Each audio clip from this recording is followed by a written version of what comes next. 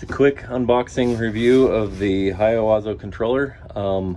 They actually sent this to me. You can pick it up on Amazon. It's a smart controller with a very good price point. I think this one was like $60. Super inexpensive for what it is. My first impression of this is that the plastic is actually very durable. You hear that click on it. I mean, honestly, this unlike some of the other ones where they're super flimsy, this one takes quite a bit to bend it.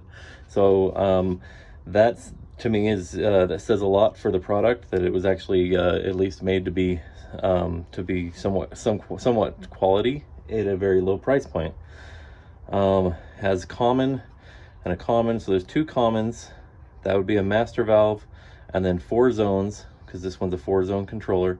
It does do Wi-Fi as well. Let's see, this one is for a sensor.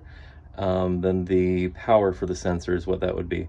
It's a very simple controller to actually wire up, because there's not a whole lot going on here. But let's see what else is in here. So the information manual and stickers. Stickers are just basically so that you can show what is going on in the controller.